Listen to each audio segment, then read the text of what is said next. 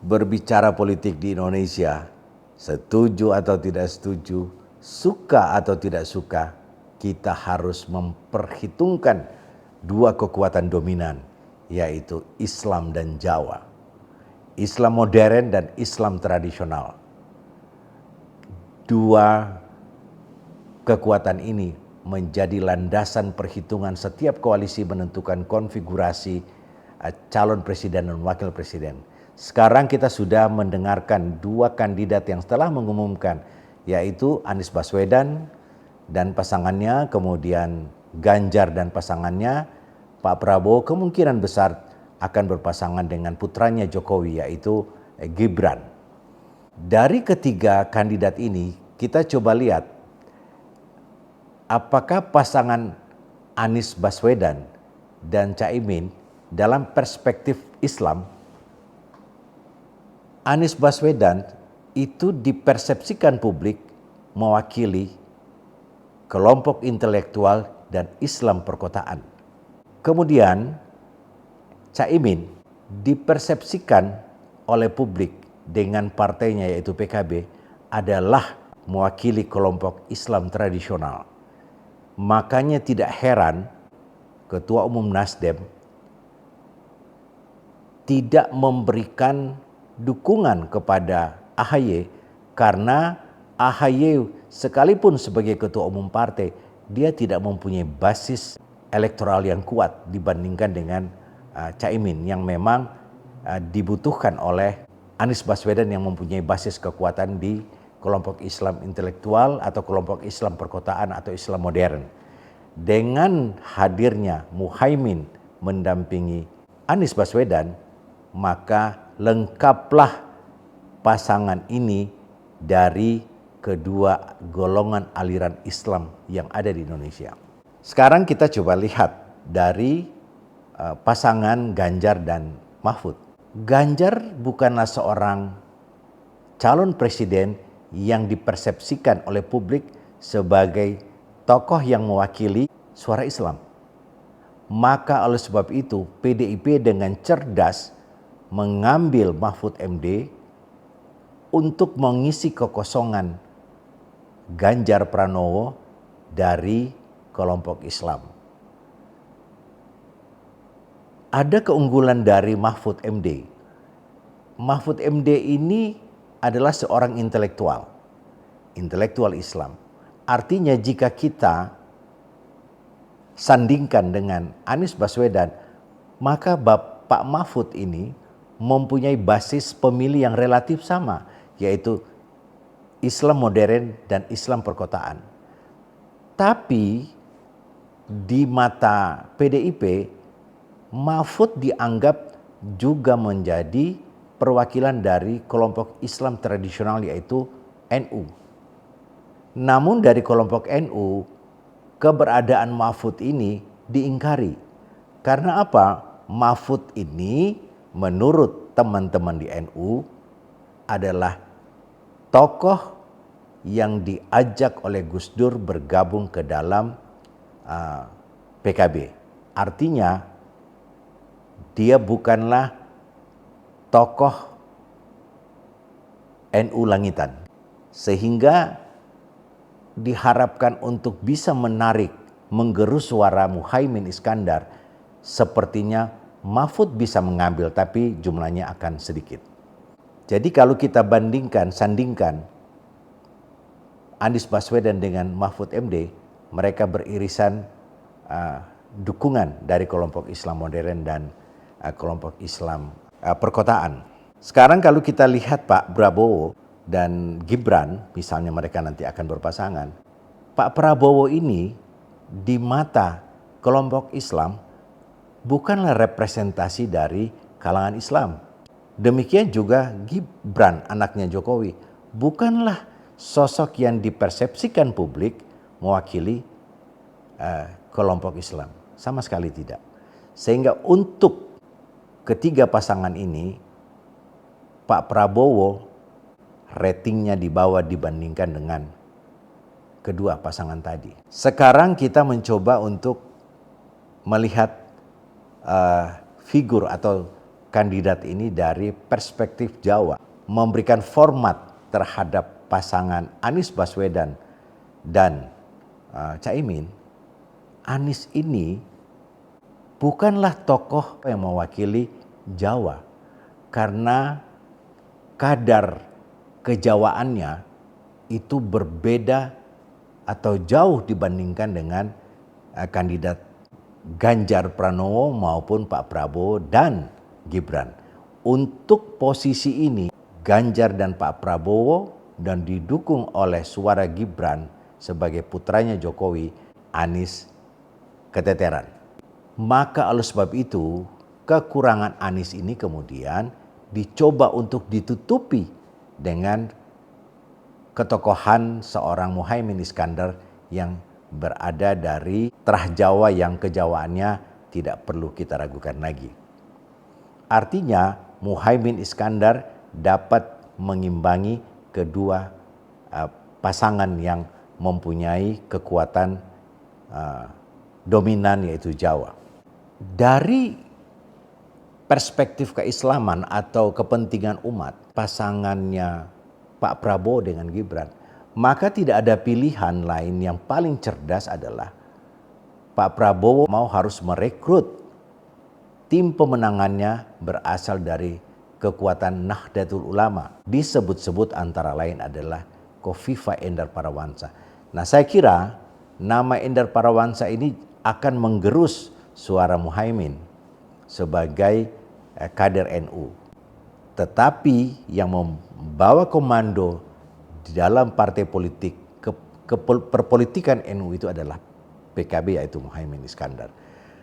Artinya keberadaan Khofifah di dalam atau keberadaan tokoh NU di dalam koalisi Pak Prabowo dan Gibran itu menjadi hal yang sangat penting dan sangat strategis. Sekarang kita melihat dari kekuatan Jawa. Kalau kita lihat dari perspektif Jawa, sekali lagi, bahwa Pak Prabowo terahnya jelas adalah tokoh-tokoh Jawa sejak dulu. Kemudian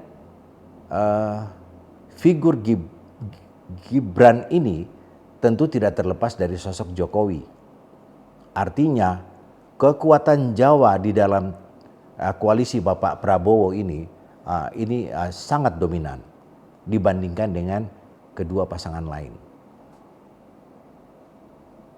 Demikian juga dengan pasangan Ganjar dan Pak Mahfud. Ini kekuatan Jawanya mungkin beda-beda tipis dengan pasangan Pak Prabowo dan Gibran ya. Artinya kalau kita melihat dari dukungan faktor Islam dan Jawa, maka ketiga pasangan ini menurut saya mempunyai kekuatan kurang lebih relatif sama. Jika ketiga kandidat ini mempunyai kekuatan yang relatif sama, tentu ada satu faktor yang sangat penting yang sekarang diperguncingkan oleh sebagian besar orang, yaitu kekuatan infrastruktur dan suprastruktur politik atau kekuasaan yang berada di tangannya Jokowi. Artinya faktor Jokowi sebagai presiden ini akan menentukan kemenangan kandidat yang didukung oleh Jokowi. Sekarang dengan argumentasi ini lalu ada pertanyaan, mengapa kok Sandiaga Uno yang digadang-gadang oleh P3 tidak masuk dalam radar? Dia masuk dalam radar, tetapi Sandiaga Uno tidak memenuhi dua format tadi, yaitu Jawa dan Islam. Sandiaga bukan representasi Jawa, Sandiaga juga bukan representasi Islam. Nah, ini juga menjadi potret buat kita semua, tokoh-tokoh politik atau tokoh apa saja. Jika Anda ingin menjadi bagian atau masuk dalam sirkulasi politik nasional, sekaya apapun Anda, sebanyak apapun uang Anda, bukan menjadi faktor yang dipertimbangkan untuk masuk dalam radar calon presiden atau wakil presiden. posisi-posisi tokoh-tokoh di luar Jawa dan tokoh yang tidak merepresentasikan Islam masih ada ruang yang bisa digunakan di dalam kontestasi politik ini. Saya lihat banyak sekali tokoh-tokoh dari Sumatera, tokoh-tokoh dari kawasan timur Indonesia. Ini juga salah satu variabel tambahan yang patut dipertimbangkan atau diperhitungkan oleh pasangan koalisi atau pasangan kandidat. Mungkin dari Sumatera ada beberapa tokoh penting yang bisa menjadi representasi politik warga yang ada dari Sumatera agar memberikan penguatan politik terhadap pasangan kandidat tersebut. Demikian juga dari kawasan timur Indonesia. Dari kawasan timur Indonesia banyak tokoh yang bisa dijadikan vote getter. Ini saya kira kalau kita melihat dari kekuatan ini, Pak Prabowo unggul. Maka oleh sebab itu Pak Prabowo sebagai calon presiden, kalau kita lihat dari dukungan dari kawasan timur, mungkin Pak Prabowo akan mendapatkan dukungan yang sangat signifikan yang tidak dimiliki oleh dua kandidat lain. Apalagi saya mendengar bahwa timnya Pak Prabowo dari kawasan timur itu bekerja luar biasa karena mereka tahu sekalipun jumlah voters dari kawasan timur itu sedikit, tetapi kalau melihat konfigurasi politik atau konfigurasi kandidat yaitu beda-beda tipis, maka faktor kawasan timur Indonesia ataupun Sumatera itu menjadi salah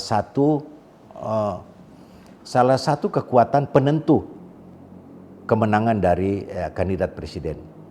Kalau kita bicara kawasan timur, itu tentunya ada pertimbangan penting, yaitu faktor keagamaan maupun ketokohan. Tokoh-tokoh dari kawasan timur itu bisa akan menjadi calon-calon menteri yang mendampingi Pak Prabowo. Dan untuk menentukan atau memberikan daya tarik yang kuat dari kawasan timur, mungkin Pak Prabowo bisa menempatkan tim pemenangan memilih orang-orang yang dianggap kompeten dan cukup dekat sebagai vote getter atau tim nasional pemenangan itu. Demikian juga halnya dengan Ganjar dan Pak Mahfud ya, atau Anies dan Muhaimin. Jadi kekuatan di luar Jawa ini menjadi hal penting.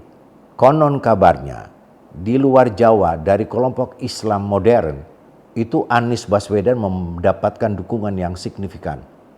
Dan tentunya ini tidak bisa diabaikan.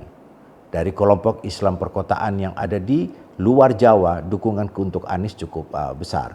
Sehingga saya kira dari 3 kandidat yang ada ini, maka faktor Jokowi dengan seluruh infrastruktur dan suprastruktur kekuasaan ini menjadi kunci kemenangan seorang kandidat. Maka oleh sebab itu Jokowi sebagai presiden digugat oleh semua pihak untuk bersikap netral. Namun ada yang mengatakan Pak Jokowi netral saja, katanya yang menang adalah tetap Prabowo. Tentu ini kita perlu kita lihat nanti. Tapi jangan lupa kekuatan Anies di kawasan luar Jawa, sekali lagi untuk Islam modern itu luar biasa. Kalau Muhaimin, saya kira ikatan PKB dan ke-NU-annya ini faktor penting. Jadi kalau kita lihat dari kekuatan yang ada, Prabowo dan Anies bisa saja nanti akan berhadapan-hadapan. Jadi sekali lagi, buat teman-teman yang ada dari kawasan timur atau di luar Jawa, Sumatera dan lain-lain, jangan terlalu berharap banyak di dalam sirkulasi kepemimpinan nasional. Ini adalah konsekuensi politik yang kita pilih dengan sistem demokrasi. Tapi sistem ini adalah sistem yang terbaik dari seluruh sistem yang ada.